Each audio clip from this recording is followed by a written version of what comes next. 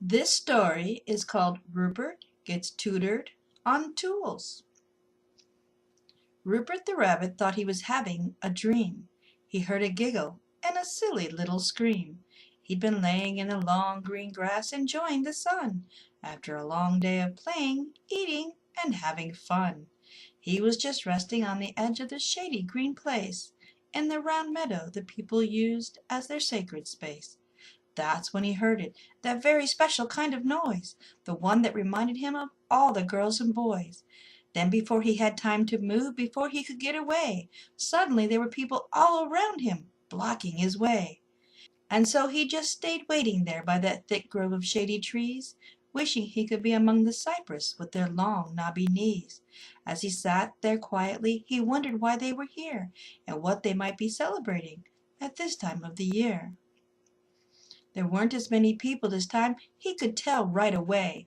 Only 4 grown-ups and a few children had come here today. Rupert couldn't help but to wonder what they were going to do. Seeing such a small group of people was something different and new. There was a mom and a dad who were leading the way, along with 4 kids who all wanted to run and play.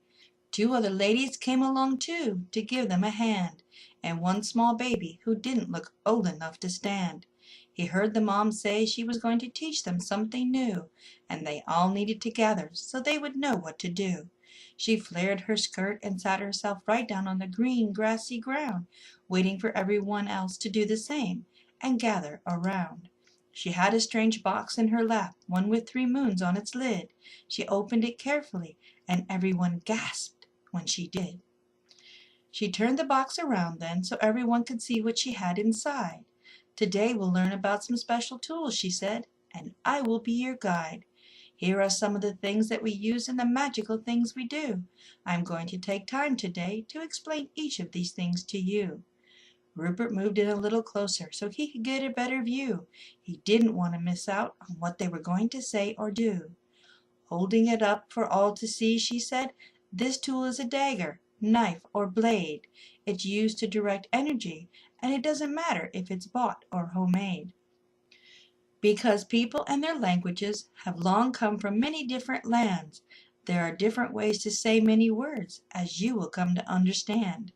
So whether, like some do, you say the word so it sounds like a thommy, and insist the name of this tool rhymes quite nicely with the word mommy.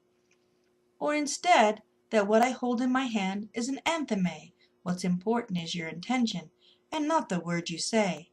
Your intention, in case you didn't know, is what you have inside of you, what your thoughts and feelings are, the meaning you give to what you say and do. We have all come here together," the dad said, taking a turn, "to celebrate our faith as a family and to help you learn. As you get older and understand better how many things are done, you'll be in other circles and with the community become one." "I've been to rituals," one girl said with a frown on her face. "I don't understand why I have to sit here in this strange place." Rupert saw the mother smile before she opened her mouth to reply. "Because we need your help to teach the younger ones," she said. "That is why." "Listen to your mother and dad," said the woman holding the small baby. "Your whole life there will always be more to learn about the Lord and the lady." "When we cast a circle," said Dad, "we create something we call sacred space. It's a special thing we do, putting a bubble of protection in place."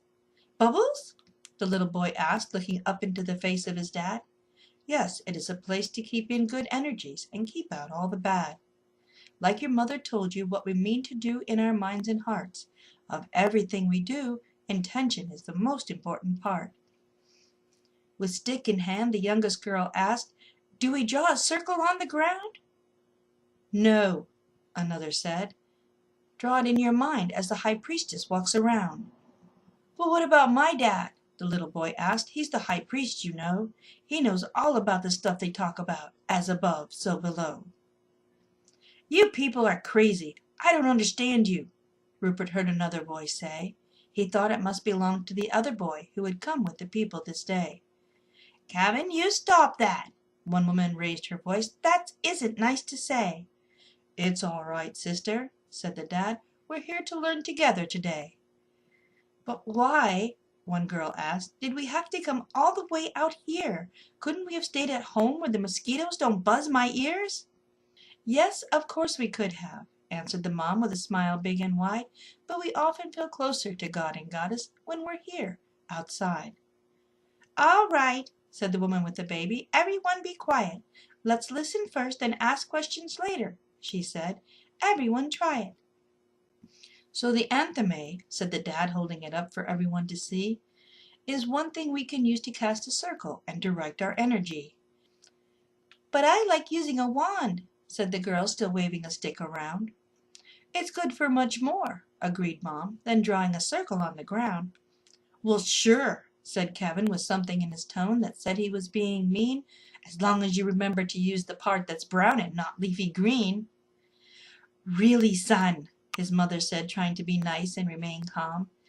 You're right, and it makes a difference if you use ash or oak or palm. When we all get back home, said Dad, it might be fun to study the trees, to learn what kind to use depending on their magical properties. When directing energy, said Mom, use whatever works or makes you feel good. An antheme made of steel, the finger from your hand, or a wand made of wood.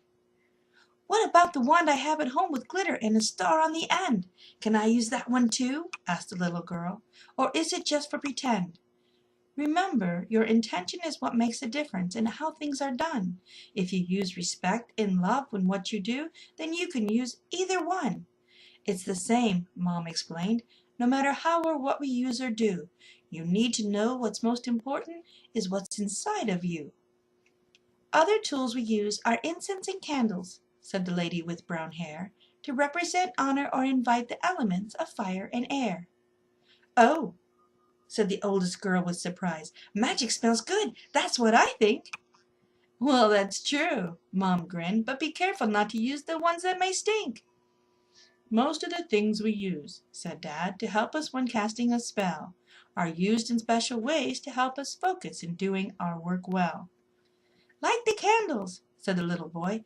At least that's what I've been told. A silver one for Goddess, and the god gets the one that's gold. Very good, Justin, said Mom, hugging him and giving him a little wink. It makes me happy when you pay attention, and tell us what you think.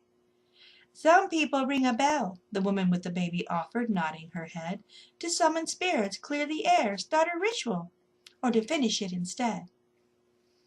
But why do you have a small feather there in your box? Asked the little girl. It's pretty, she said, twisting it around, and look, it has a fluffy curl. Be careful there, warned Dad. That's an important thing you really need to know. You shouldn't touch other people's magic tools without permission. Oh, no. Yes, Mom agreed. You always need to have respect in all you do and say. But I'm teaching you about the tools I use for magic, so it's okay. So, said the oldest girl, can you tell us about the chalice you brought with you? I've seen a few of them before, but I'm not sure what they're for or what they do. Oh, come on, complained Kevin. You're a high priestess's daughter. How can you not know a chalice is used for holding water? Oh, but I do know, cousin, the girl replied with a gleam in her eye. A chalice is a cup and holds liquid. That part is easy as pie. But do you know which direction represents this element best? I know, said the little girl. Air is the east and water is the west. And what about earth? Asked Dad. Come on, Melanie, take a guess. It can't hurt. I remember that one too. Earth is north and my favorite because it's dirt. Okay, Justin said, really thinking hard. You said water, earth, and air. That leaves fire for south, and we've got everything covered everywhere. Not quite, genius, corrected Kevin with a smirk. There's one you didn't say. Still, you've been pretty smart so far, so I'll bet you can get it right away. Spirit! Shouted Justin and Melanie together, doing a high five. It's what connects us to God and Goddess, said Dad, and makes us feel alive. Rupert could feel his own spirits rise and a smile form on his face, knowing these people were all being touched by love's beauty and its grace. He knew for himself just how wondrous life and friendship could be when touched by the loving blessings of the Lord and the Lady. All right, everyone, Mom laughed. Let's all settle down for just a minute. My box of tools isn't empty yet. Shall we see what else is in it? "Here, Michelle," she said, holding out a small bundle of grass and sticks. "Tell us what this is, why we use it, and what's in this grassy mix." The oldest girl smiled as she took the bundle and held it to her nose. "I love the smell of magic," she said, "as everyone here already knows. This is a stick of sage and sweetgrass, and it has some lavender too. We use it to smudge ourselves before some of the sacred things we do." "But first you have to light it," said Justin, holding up a match. "Sometimes you have to blow on it before the fire will catch. Then we can use the smoke to cleanse ourselves and to clear our energy. That way," Michelle explained, "we can all work together more happily." "The cauldron," said Kevin's mom, "whether big or small, is my own favorite tool. I use it to safely burn things in, or to make potions that are really cool." "Mine is a pentacle," said Mom, "because it speaks so deeply to my heart. It's not just a star, though. The circle around it has an important part." "My favorite tool of all," said Dad, "is the ritual robe I sometimes get to wear. It creates a special place in my heart. I feel closer to God and Goddess there." "What about an altar?" Kevin asked, forgetting to sound mean or upset. "Yes, we will put one together soon," Mom promised. "Just not today, not yet. There are many things we both want to teach you," Dad said, looking all around. "How to make an altar, cast a circle, make your own spells, and how to ground. We'll help you with all there is to know and to guide you on your way. Magical tools and their uses, though, was our lesson for this day. Although there are many other tools and things we could all talk about, the Book of Shadows," said Mom, "is one of the most important, without a doubt. Here is where you write down your thoughts, your ideas, and how you did each spell. Everyone does things differently, so you need to write down what you did well." "Yes!" Melanie cried. "Let's make a Book of Shadows for our family to share." "Great idea!" agreed Justin. "Everyone will help, so it will be fair." "All right," said Kevin, and Rupert could see he was smiling for the first time today. "Why don't we all collect something from right here so we can get started right away?" "Off with you then," said Dad. "Everyone go find something to bring home with you. But be careful and make sure you harm no living thing, whatever you do." Rupert smiled to himself, feeling wonderful, and opened his eyes. He'd been happily dozing a bit, but now he got a big surprise. For there, laying right beside him, was the baby he'd seen before, not to mention the baby's mother, which surprised him even more. "It's all right, my furry friend," the woman looked at him and said. "Sometimes we come to you, but this time you came to us instead. You are welcome here among us, as welcome as can be. You are assigned to us, you know, one we can clearly see. If you feel safe enough to come so close, then surely we are blessed, here among the trees and grass, by the presence of God and Goddess." Rupert felt himself glowing, from his fuzzy tail to the tip of his nose, so very happy to know he was blessed to be where love and magic grows. The end.